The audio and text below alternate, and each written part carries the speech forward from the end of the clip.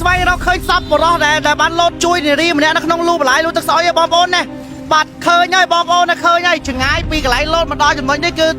គាត់ហើមស្អុយក្នុងលូនេះប្រហែលជាជិត 2000 ម៉ែត្របងប្អូនឥឡូវប្រទេសឃើញគេស្រង់មកដាក់ខាងលើនេះនៅក្រោមតង់ពូលលឿងនេះបងប្អូនតែយើងវិញនឹងកំណើហ្នឹងហើយឆ្នាំគាត់ណាប្រទេសយើងវិញកំណើហ្នឹងបងណាប្រទេសយើងវិញអើយប្រទេសយើងវិញបងលោកឯងចាំទៅផ្ទះហើយនេះកន្លែងដែលគេប្រទះឃើញបងប្អូននៅគម្របលូ4ជ្រុងហ្នឹងបងប្អូនបាទនេះដោយសារតែទឹកហូរពាក់កណ្ដាលលូទៅគេចូលទៅបានគេឃើញបងប្អូនឲ្យសពត្រូវបានសង់ឡើងខាងលើនៅប្រពន្ធគាត់ប្រពន្ធកូនគាត់បងប្អូនឲ្យប្រទះឃើញហើយបាទប្រទះឃើញរយៈពេល3ថ្ងៃពេញតែម្ដង3ថ្ងៃ2យប់គឺប្រទះឃើញបងប្អូនបាទឥឡូវនេះឃើញសពហើយបងប្អូនឃើញសពហើយបាទគ្រួសារនឹងយកទៅធ្វើបុណ្យតាមប្រពៃណីហើយសពបរោះដែលបានគាត់លោតទៅជួយនារីម្នាក់ដែលគាត់ស្វឹងទៅពីនេះឯងគាត់អោបគ្នាឲ្យធ្លាក់នៅបន្លាយលូដល់ឃើញទាំងអស់ហើយបងប្អូនខាងស្រីក៏ឃើញឥឡូវខាងប្រុសក៏ឃើញដែរបងប្អូនអើយអាប់ដេតព័ត៌មានជូនបងប្អូនផងហើយបងប្អូនជួយshareបងប្អូនទទួលបានព័ត៌មាននេះផងបងប្អូនអើយបាទស្វែងរកឃើញសពហើយបាទគឺនៅតាមលូបងប្អូនហើយមិនមែនឃើញតែកន្លែងហ្នឹងណាឃើញតែផុតនោះទៀតប៉ុន្តែបងប្អូនយើងគាត់ទាញអ្នកដែលចុះរាវហ្នឹងគឺគាត់ទាញ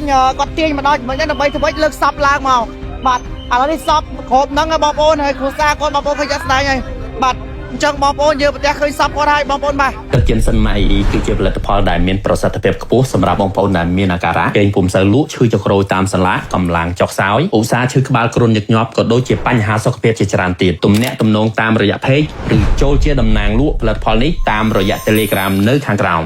បងស្រីតាភាពសាកសពគាត់យ៉ាងម៉េចទេបងងែងកងងនៅក្នុងលូវាហើមហ្នឹងហើយតែលួយមុខក៏លួយមាត់អស់ហើយឡើងកលិតក្បាលកលិតអីអស់ហើយយើងមើលលេងយល់ផងណាមើលលេងស្គាល់ហើយជំនុំใจគាត់ព្យាយាមបតាយបន្តប្រហែលចាញ់ហើយមើលទៅឡើយពេលគាត់នៅនឹងគាត់បាមិនទេគាត់ខ្លាចយើងចឹងណាតែគាត់ហ៊ានទៅបារម្ភណាបងណាទៅបារម្ភបងស្រីបងប្អូនឥឡូវប្រទះឃើញសាកសពប្តីរបស់គាត់ទេបងប្អូននោះបាទនៅលូកណ្ដាលលូនោះបងប្អូនមើលនោះបាទលូ4ជ្រុងតូចមួយហ្នឹងតែទៅដល់នោះបងប្អូនហើមតែទៅដល់នោះតែបងប្អូនយើងគាត់ចូលទៅក្នុងលូហ្នឹងគឺគាត់ទាញមកដល់ចំណុចហ្នឹងបងប្អូនចូលរាវទៅដល់ក្នុងលូនេះគឺដោយសារតែទី1គឺដោយសារតែប្រព័ន្ធទឹកលូហូរតែពាក់កណ្ដាលលូអញ្ចឹងបងប្អូនយើងគាត់អ្នករាវហ្នឹងគាត់ចូលទៅដល់ក្នុងលូហ្នឹងបានអញ្ចឹងឥឡូវនេះឃើញហើយបងប្អូនតែពីហ្នឹងទៅដល់កន្លែងដែលគាត់ពីកន្លែងដែលគាត់លោតមកដល់ចំណុចដែលឃើញប្រហែលជា2គីឡូដីបងប្អូនបាទ2000 ម៉ែត្រពីកន្លែងលិចឥឡូវបងប្អូនប្រជាពលរដ្ឋយើងកំពុងតែត្រៀមនឹងលើកសពដាក់ឡើងមកខាងលើហើយបាទប្រទះឃើញសាកសពបរោះដែលជាប្តីដែលបានលោតទៅជួយនារីម្នាក់ហ្នឹងបងប្អូនបាទឥឡូវឃើញប្រទះសាកសពហើយគឺហើមស្អុយមើលលេងយល់ទៅហើយបងប្អូនហើយលើកសពមកបងប្អូនហើយបាច់ថតទេបាទ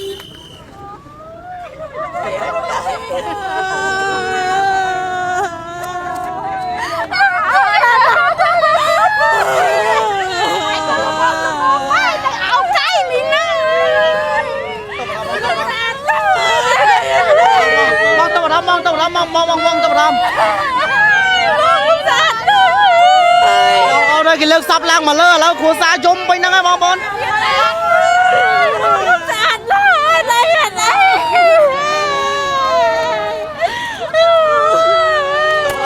មិនណិតវាណាវាអត់ដែរធ្វើអីអាក្រក់ទេ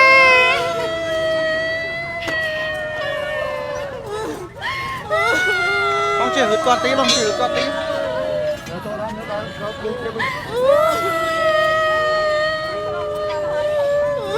បងប្អូនប្រិយមិត្តនេះគឺយើងចូលរួមសោកស្ដាយចូលរួមរំលែកទុកដល់ក្រុមគ្រួសារសពខ្លាំងមែនតើតែម្ដងកណ្ដាស់ដែរឥឡូវនេះប្រទះឃើញសពបរិបម្នាក់ខាងលើហើយក្រុមគ្រួសារកំពុងតែហូរយំឲ្យកំណឹងយកសាកសពគាត់យកទៅធ្វើបុណ្យតាមប្រពៃណីរយៈពេល2យប់3ថ្ងៃពេញទៅប្រទះឃើញសាកសពបរិបដែលបានលោតទៅ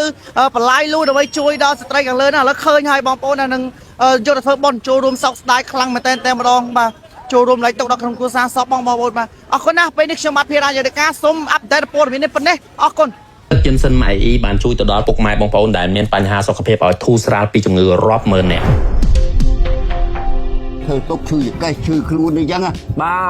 ទ rồi Phật tới với tôi xua rồi đi chạy ra tới khót chục đàn chục chương nâng muốn rồi đọc trong Phật cho bạch chục đàn chục chương cho bàn xua ពេលដែលអ៊ំពិសាទឹកយិនសិនមកអីហើយអាការៈយ៉ាងម៉េច បាត់ពីខាងគេបាន សម្រាប់រៀងថ្លាជាងមុនណា